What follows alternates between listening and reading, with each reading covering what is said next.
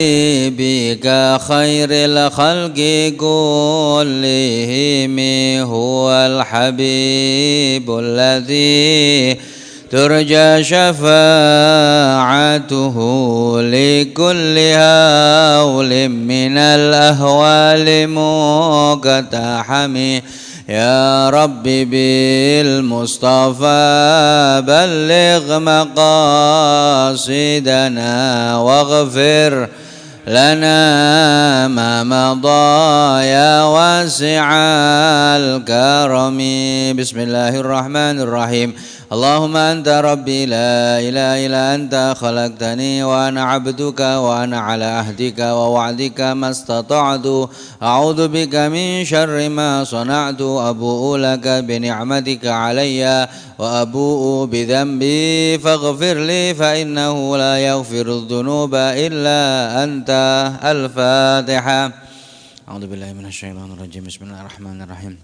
الحمد لله رب العالمين الرحمن الرحيم مالك يوم الدين إياك نعبد وإياك نستعين اهدنا الصراط المستقيم صراط الذين أنعمت عليهم غير المغضوب عليهم ولا الضالين آمين.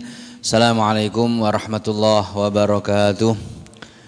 Alhamdulillah wassalatu wassalamu ala Rasulillah Sayyidina Muhammad ibn Abdillah wa alihi wa ashabihi wa azwajihi wa dzurriyyatihi wa man walah. Subhanaka la ilma lana illa ma 'allamtana innaka antal alimul hakim. Rabbi shrah li sadri wa yassir li amri wa hlul 'uqdatam min lisani yafqahu qawli wasaddid lisani wahdi qalbi bihaqqi sayyidina Muhammadin sallallahu alaihi wasallam. Amma ba'du. Alhamdulillah, alhamdulillah, summa alhamdulillahi rabbil alamin. Allah mengumpulkan kita semuanya di rumahnya Allah subhanahu wa ta'ala. Semoga kita menjadi orang-orang yang dikategorikan dalam Al-Quran innama ya'muru masajidallah man amana billah wal yaumil akhir wa aqamas shalah wa ataz zakah wa lam yakhsha illallah. Termasuk Umar, orang-orang yang memakmurkan rumahnya Allah subhanahu wa ta'ala. Semoga dengan banyaknya orang-orang yang selalu memakmurkan masjidnya Allah, Allah memalingkan azab, Allah memalingkan musibah, Allah memalingkan bala dari kita semuanya. Amin, amin ya rabbal alamin. Umat perlu untuk memperbanyak 3 komponen. Yang pertama adalah Umar buyutillah, orang-orang yang memakmurkan rumahnya Allah. Memakmurkan dengan apa? Dengan zikir. Dengan zikir kepada Allah. Rumahnya Allah tempat zikir, rumahnya Allah tempat ngingat akhirat. Rumahnya Allah bukan untuk ngerasani. Rumahnya Allah bukan untuk ngobrol-ngobrol hal yang duniawi. Rumahnya Allah subhanahu wa ta'ala bukan untuk bahas politik, cukup parlemen DPR tempatnya bahas politik di sana ya. Rumahnya Allah subhanahu wa ta'ala bidzikri, kata Allah dalam hadis qudsi, Umar buyutillah, Umar buyuti bidzikri, dengan zikir kepadaku ya. Tolong muslimin muslimat untuk mengembalikan fungsinya masjid gitu lah. Fungsinya masjid untuk ibadah kepada Allah subhanahu wa ta'ala. Fungsinya masjid untuk saling untuk saling menguatkan ukhuwah kita antar kita semuanya. Ini adalah fungsi daripada masjidnya Allah subhanahu wa ta'ala. Yang kedua, komponen kedua yang perlu perbanyak supaya Allah subhanahu wa ta'ala memalingkan musibah bala dari kita adalah apa? Al-mutahabbina fiyah, orang-orang yang saling cinta mencintai karena Allah, orang-orang yang saling duduk karena Allah subhanahu wa ta'ala, orang-orang yang saling ziarah karena Allah, bukan untuk kepentingan A, bukan untuk kepentingan B, tidak, tapi karena Allah. Al-mutahabbina fiyah, orang-orang yang saling cinta mencintai karena Allah. Dan yang terakhir, perlu di dalam umat ini memperbanyak apa? Al-mustaghfirina bil ashar, orang-orang yang selalu minta ampun kepada Allah subhanahu wa ta'ala di waktu sahur, sebelum fajar. Sebelum fajar perbanyak istighfar kepada Allah. Ketika Allah masih melihat banyak kelompok ini, kata Allah, soroftu anhumul azab, Aku palingkan dari mereka al-azab, hukuman, azab, siksaan yang aku niatkan aku akan turunkan kepada umat ini. Nggih nuwun sewu.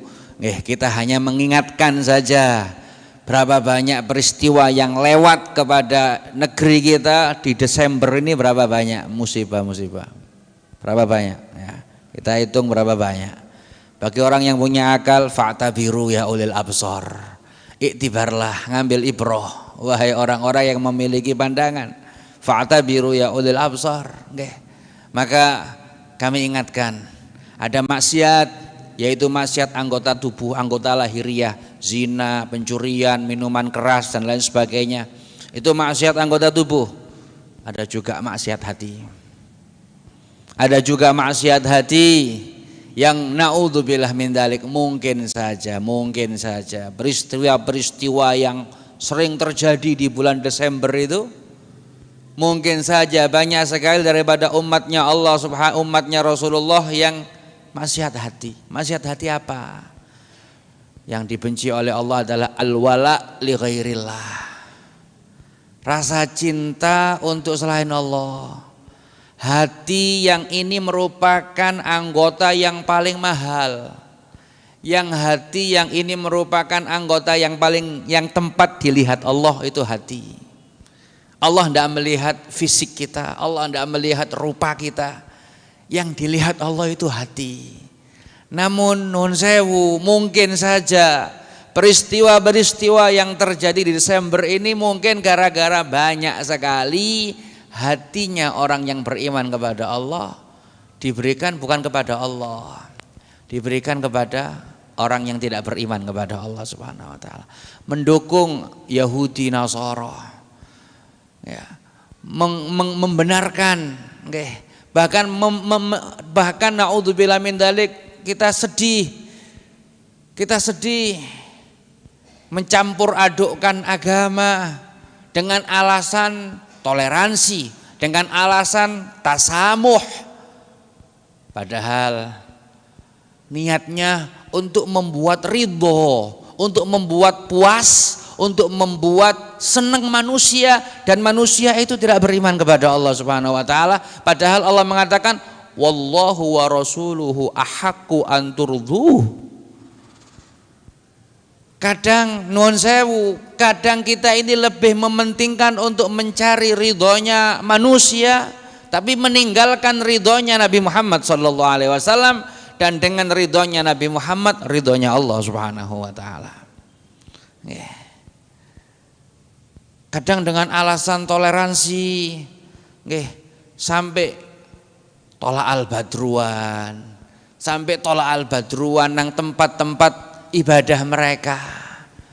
Ini niatnya kepingin nyenengno, kepingin nyenengno saudara-saudara kita daripada agama yang lain. Namun hal ini membuat murka Allah Subhanahu wa taala. Padahal Allah di Al-Qur'an wallahu wa rasuluhu ahaqqu an yurduh. Hendaknya Allah dan Rasulullah itu lebih berhak untuk kalian senangkan, untuk kalian ridhokan. Maka iyan surkumullah fala ghaliba lakum wa iyakhdzulkum faman dzalladzi yansurukum. Kalaulah kalian mau menolong Allah, tolong syariatnya Allah, tolong agamanya Allah, tolong aturannya Allah, tolong akidahnya, akidah kita, iman kita kepada Allah. Fala ghaliba lakum, kalau kalian membantu Allah Subhanahu wa taala, maka niscaya tidak ada yang mampu untuk mengalahkan kalian. Maka hemat saya, mungkin saja peristiwa-peristiwa kayak begitu terjadi. Kenapa? Karena wala, rasa cinta untuk selain Allah Subhanahu wa taala. Padahal al-hubbu fillah wal bughd fillah min awthaq ural Islam. Cinta karena Allah, benci karena Allah itu paling kuat-kuatnya ikatan ajaran Islam. Ya. Ada ayat yang banyak sekali ayat ini kita melarang untuk wala kepada selain Allah Subhanahu wa taala. Betul, al-birru wal qistu diperintahkan oleh Allah. Dalam surat Al-Mumtahinah diperintahkan, la yanhakum, Allah tidak melarang kalian untuk kalian antabirru wa tuqsitu, untuk kalian berbuat baik kepada siapapun, yang beriman, yang muslim, yang non muslim, kita berbuat baik, berbuat adil siapapun.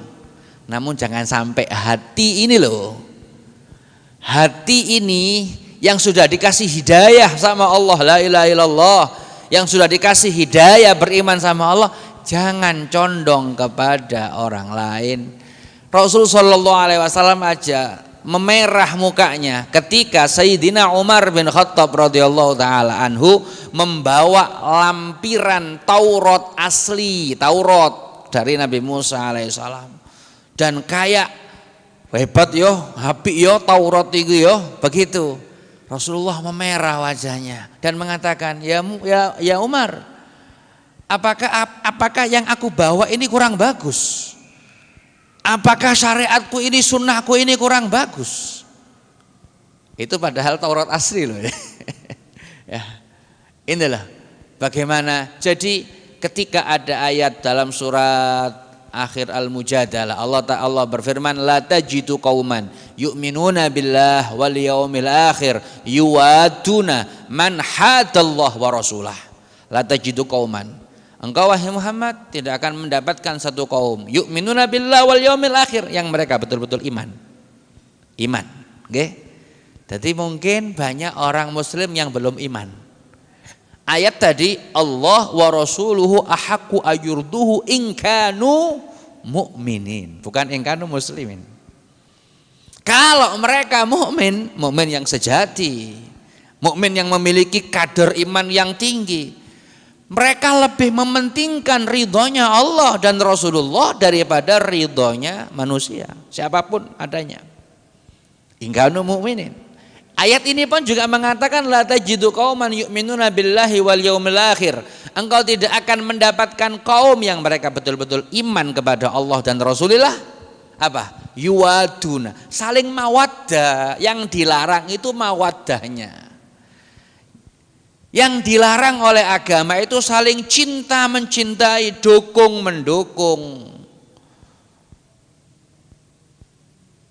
Biarkan mereka dengan ajarannya mereka, biarkan.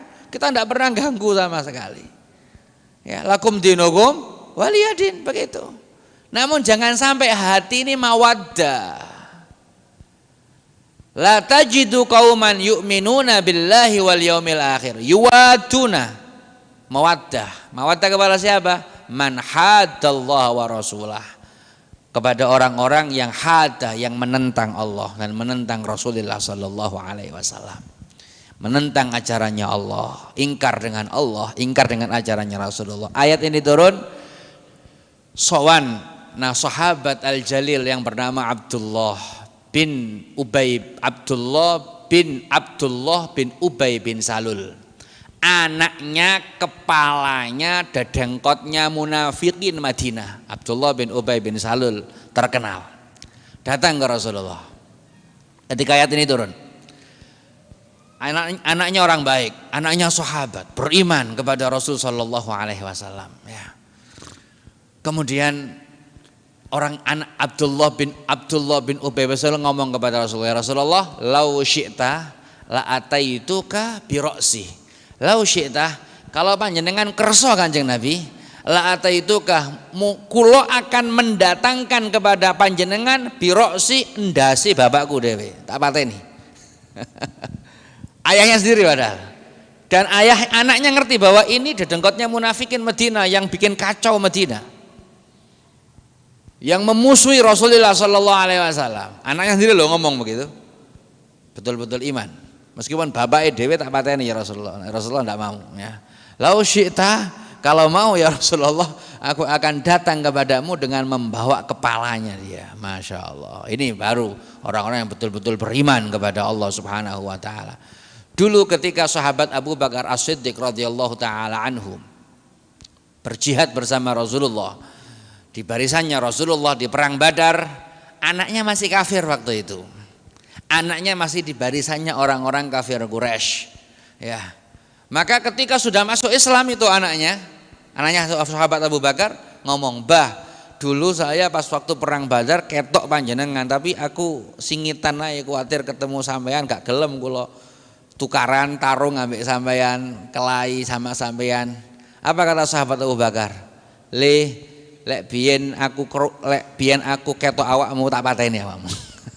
Ndak peduli keluarga, ndak peduli anak. Kenapa? Karena hatinya untuk Allah dan Rasulullah sallallahu alaihi wasallam. Maka saya ingatkan, nggih, mari ya kita berbuat baik, kita berbuat adil kepada siapapun, yang muslim ataupun yang non muslim, kita wajib berbuat adil, dan itu adalah ajarannya baginda Nabi besar Muhammad sallallahu alaihi wasallam.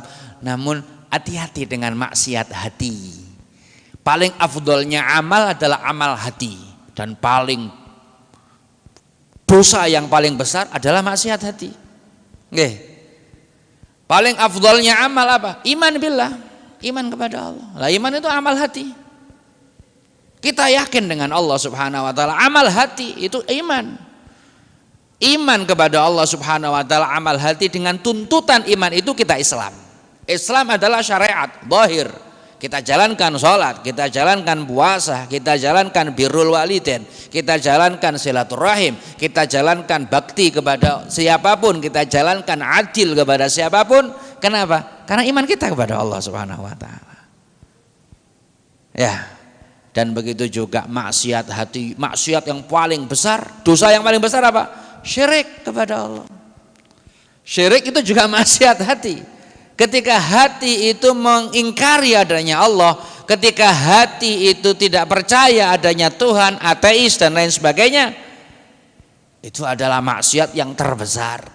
Saya ingatkan juga, jangan sampai di bulan Desember ini antum sebagai orang muslim, kita sebagai orang yang beriman, jangan sampai hati diberikan kepada orang yang tidak beriman kepada Allah Subhanahu wa taala. Tetap mawaddah, tetap mahabbah untuk Allah dan Rasulullah sallallahu alaihi wasallam. Jangan sampai kita mawaddah, jangan sampai kita wala. Ya ayyuhalladzina amanu la tattakhidul yahuda wan nasara auliya ba'dhum awliya'u ba'd wa man yatawallahu minkum fa innahu minhum innallaha la yahdil qaumadh dhalimin. Sesungguhnya Allah tidak akan memberikan petunjuk kepada orang yang zalim. Na'udzubillah min dzalik. Nah, ini sedikit kami mengingatkan, semoga Allah Subhanahu wa taala memperbanyak umat yang membuat ridha Allah Subhanahu wa taala. Dengan barakah sedikit ini, semoga Allah Subhanahu wa taala mengampuni orang-orang yang lalai kepada Allah Subhanahu wa taala. Amin ya rabbal alamin. Allah Maha Dermawan, Allah Maha Haliman la ya'jal. Ya Haliman la ya'jal. Ya Allah, Tuhan yang Halim, yang maha aris, yang betul-betul maha sabar, layak jal, yang Allah itu tidak tergesa-gesa untuk memberikan hukuman kepada pendosa-pendosa seperti kita ini. Ya Allah, itulah Tuhan kita, itulah Allah Subhanahu wa taala. Maka ayo amal sedikit namun dengan hati. Amal sedikit namun dengan hati. Sholat dengan taklim, masuk masjid dengan taklim, ini rumahnya Allah. Itu amal yang luhur. Sedikit aja istighfar, astagfirullah dengan hati. Minta ampun kepada Allah, ya Allah. Koyok sampean Pak duwe salah nang wong. Nggih, dan ngakoni kesalahan sampean njaluk sepuro ya napa? Sepunten nggih. Gitu loh. Istighfar kepada Allah kayak gitu loh. Amal ayo kita tingkatkan khususnya di akhir tahun ini. Ya, kita tingkatkan dengan hati gitu loh. Meskipun 2 rakaat di akhir malam dengan hati. Istighfar ndak akeh-akeh mek 27 kali dengan hati. Astaghfirullah lil mu'minina wal mu'minat, dengan hati, dengan khusyuk, dengan khudur. Ya, Allah lebih cepat mendekat kepada kita daripada kita. Kata Rasulullah, kata Allah dalam hadis qudsi, kalau engkau datang kepadaku jalan, aku menyambutmu dengan lari. Allahumma sholli ala Muhammad. Ya. Itu Tuhan kita Allah Subhanahu wa taala. kurangnya kita ada iqbal menghadap kepada Allah subhanahu wa ta'ala. Maka alhamdulillah ya, semoga 3 kelompok tadi, para pemakmur masjidnya Allah masih banyak, orang-orang yang saling cinta mencintai karena Allah, bukan gara-gara kepentingan politik, bukan gara-gara kepentingan bisnis, masih banyak. Dan kita berharap semoga banyak orang-orang yang bangun malam istighfar kepada Allah subhanahu wa ta'ala, sehingga dengan banyaknya 3 komponen ini Allah akan menyingkirkan, memalingkan musibah kepada kita semuanya. Amin. Allahumma amin ya rabbal alamin. Hadirin hadirat yang dirahmati Allah, sedikit kami lanjutkan kajian kitab Bulughul Maram. Kemarin kita jelaskan tentang masalah raj'ah. Raj'ah artinya rujuk kembalinya seorang suami setelah menceraikan istrinya. Kemudian sekarang adalah babul ila wadzihar wal kafarah. Bab menjelaskan tentang ila. Yang kedua wadzihar, zihar, dan yang ketiga wal kafarah. An Aisyah radhiyallahu taala anha qalat ala Rasulullah sallallahu alaihi wasallam min nisaihi wa harrama faja'ala al harama halalan wa ja'ala lil yamini kafaratan, rawahu Tirmidzi wa ruwatuhu thiqatun. Dari Sayyidatuna Aisyah radhiyallahu taala anhu, beliau pernah berkata, ala Rasulullah min nisai. Pernah Rasul sallallahu alaihi wasallam ilak kepada istri-istrinya, dan Rasulullah sallallahu alaihi wasallam mengharamkan, menjauhkan dirinya dari mereka. Faja'alal harama halalan, kemudian Rasul sallallahu alaihi wasallam menjadikan barang yang haram itu halal. Wa ja'ala lil yamini kafaratan, dan kemudian Rasulullah menjadikan untuk sumpah sebuah denda namanya kafarah.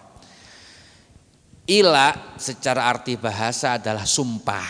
Allah itu sumpah. Namun secara arti syariat, ila adalah sumpahnya suami untuk tidak mengumpuli istri.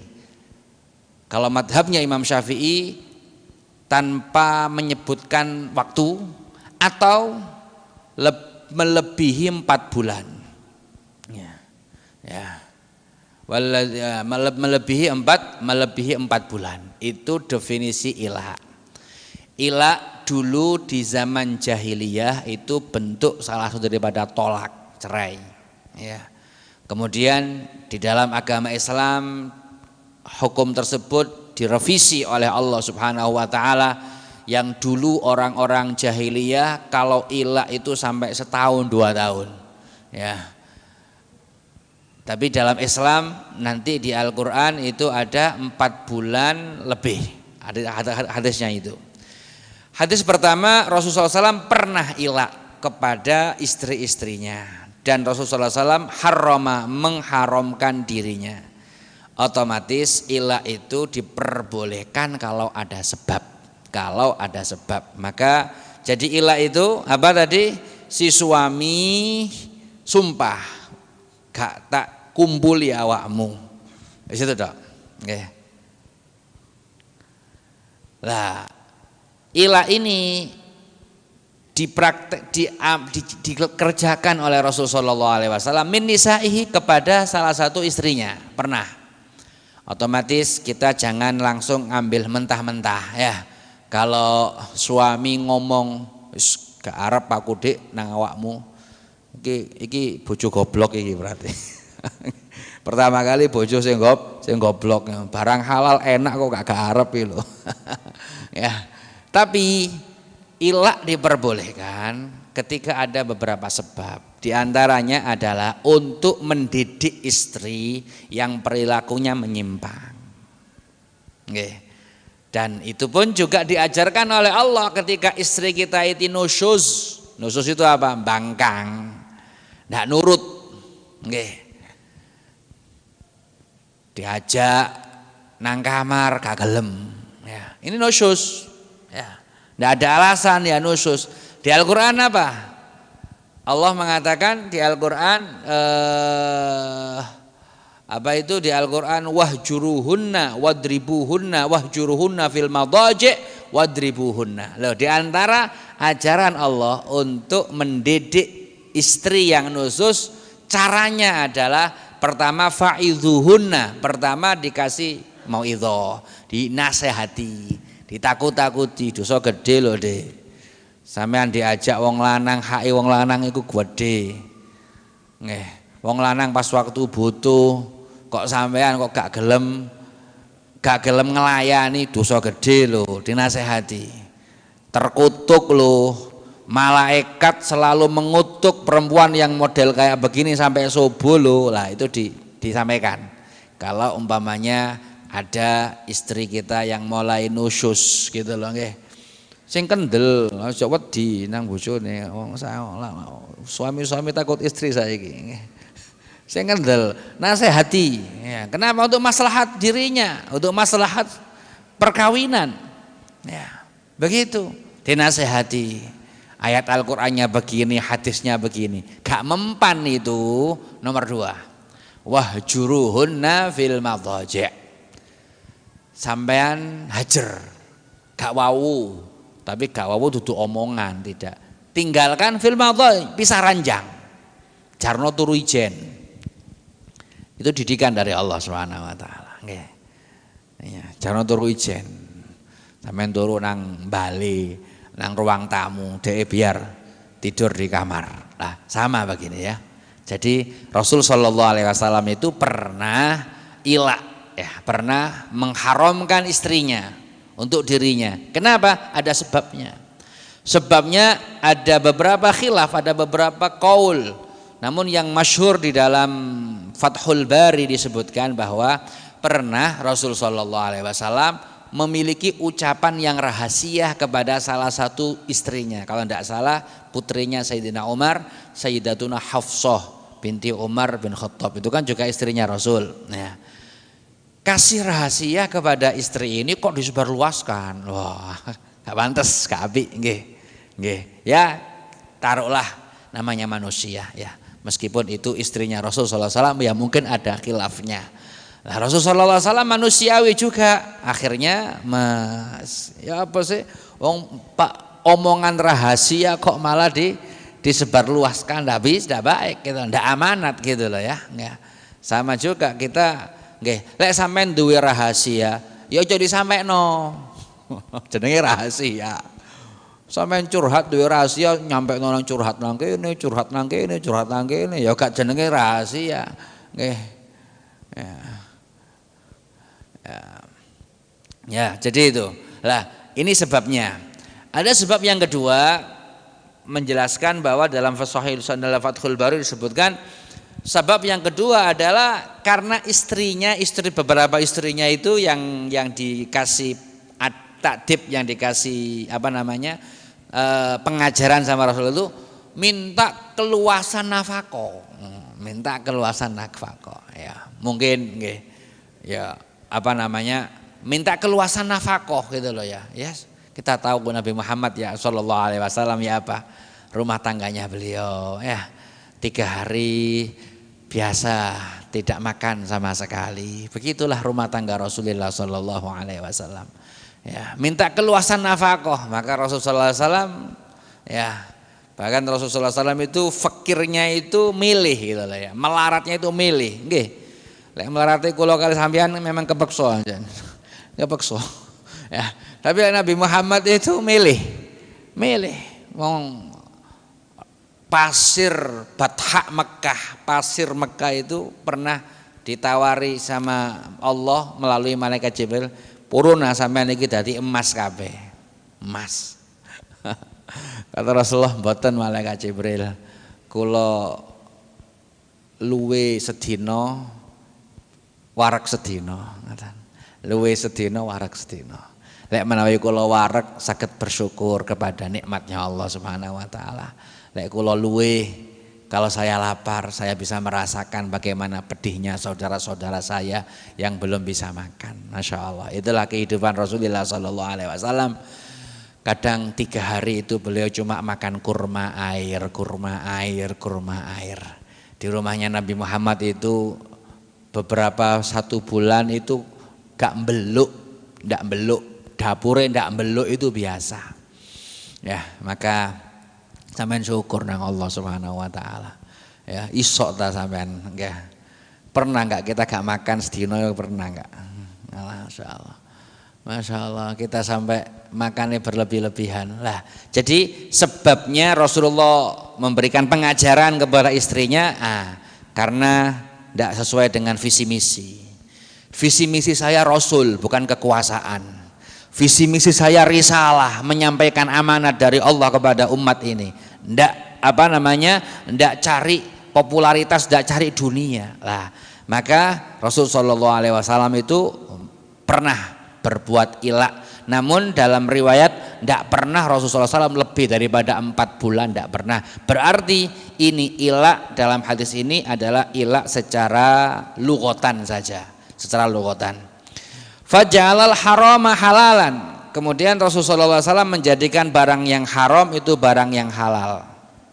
Barang haram dijadikan barang halal. Artinya apa? Dulu Rasul Shallallahu Alaihi Wasallam itu dikasih seorang budak perempuan Mesir yang dihadiahkan oleh raja namanya Raja Muqawqis. 2 budak perempuan, 1 namanya Mariyatul Qibtiyah, 2 kalau tidak salah saudaranya namanya Sirin. Kemudian Sirin ini diberikan kepada Sayyidina Hasan bin Sabit radhiyallahu taala anhu. Mariyatul Qibtiyah diambil sendiri sama Rasulullah sallallahu alaihi wasallam. Ya, pertama kali Rasulullah SAW mengharamkan, kemudian dijadikan halal sehingga Sayyidatuna Mariyatul Qibtiyah termasuk ummahatul mukminin dan beliaulah ibu daripada Sayyid Ibrahim bin Rasulullah sallallahu alaihi wasallam. Rasulullah punya putra 7 ya. Rasulullah punya putra putri 7, 4 perempuan, 3 laki-laki ya. Yang 6 semuanya dari Sayyidatuna Khadijah Al-Kubra radhiyallahu taala anha. Mulai Sayyid Qasim, Sayyid Abdullah atau Tohir atau Thayyib, ada 3 lakob ya. Sayyidah Zainab, Sayyidah Ummi Kulsum, Sayyidah Ruqayyah, Sayyidatuna Fatimatuz Zahra Al-Batul, itu semuanya dari ibunda Sayyidatuna Khadijatul Kubra radhiyallahu taala anha. 1 dari Mariyatul Qibtiyah yang bernama Sayyid Ibrahim alaihissalam, Sayyid Ibrahim ya. Nah ini, jadi itu asbab wurudnya hadis ini, faja'alal harama halalan ya. Ada juga yang mengatakan ini adalah madu gitu lah ya. Dulu madu itu diharamkan untuk Rasul, bagi Rasul ya. Kemudian halal. Artinya ada khususiyah, ada kekhususan, nggih. Maka jangan sampai kita ini langsung gak tahu ngaji usul fikih, nggih, gak tahu ngaji usul fikih, aku melok Nabi kawin lebih teko 4. Wah, ini bahaya. Nggih, ana orang-orang sing ngaku melok Nabi, ngaku ittiba. Nabi ku bojone lebih teko 4, 11, 12, aku tak kawin sampai 10. Wah, ini gak ngaji usul fikih ini, nggih. Ada khosaisun Nabi, ada khususiyah Nabi. Di antaranya Nabi itu kalau kawin lebih daripada 4, kalau umatnya tidak boleh lebih daripada 4. Ya, khususiyah Nabi itu macam-macam. Bahkan wong-wong itu kadang ngenten nggih. Wong-wong itu kadang ayo malam Jumat ngelakoni sunnah. Apa ngarep-karepe wong-wong itu? Nggih, napa karepe ngelakoni sunnah niku? Apa sunnah malam Jumat itu mek kumpul tok ambek bojo? Nggih. Akeh sunnahe Nabi Muhammad sallallahu alaihi wasallam maca kahfi sunnah. Nggih, maca surat Ali Imran di malam Jumat sunnah. Kok wong-wong iki anjen sunnah sing cocok ambek nafsune ngoten lho nggih. Nah, begitu juga ada juga orang-orang yang ngaku ngikuti Nabi kawin lebih daripada 4. Gak ngaji usul fikih niki. Gak belajar usul fikih. Ada khususiyah Nabi Muhammad sallallahu alaihi wasallam. Bahkan Melo Nabi. Nabi Muhammad sholat tahajud wajib. Nabi Muhammad sholat duha wajib. Melo iku lho. Nabi Muhammad haram makan sodakoh, itu haram. Nggih. Sodakoh bagi Nabi Muhammad itu haram. Ada kurma yang jatuh, kemudian diambil sama Rasulullah, dibersihkan. Ini menunjukkan bahwa Nabi Muhammad mengajarkan kepada kita untuk mengagungkan nikmat dari Allah. Ojo gampang-gampang buat panganan. Nggih, nikmat dari Allah, proses. Petani upo, nggih, satu upo satu nasi, ada proses, orang banyak itu. Pupuke, airnya, durung sing ngedos, nggih, durung sing masukkan ke gelangsing, proses ya. Kita diperintahkan namanya sunnah hifdzun ni'mah, menjaga nikmat. Ada kurma jatuh, diambil sama Rasulullah, dibersihkan sama Rasulullah. Kata Rasulullah, kalau aku ndak khawatir ini kurma sedekah, tak pangan. Tawaduknya Rasul sallallahu alaihi wasallam. Nggih. Kadang kita mau jijik mungkin ya, panganan yang jatuh itu. Rasulullah itu loh.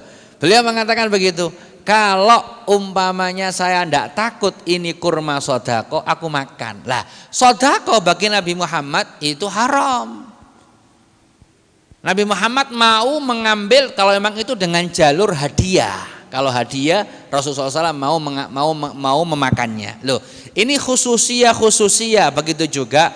Dulu pernah Rasulullah SAW itu mengharamkan madu, kemudian menghalalkan, gitu loh ya. Faja'alal harama halalan. Ini maksud daripada hadis. Kemudian yang terakhir, waja'ala lil yamini kafaratan, dan kemudian Rasulullah menjadikan untuk sumpah itu harus ada kafarah.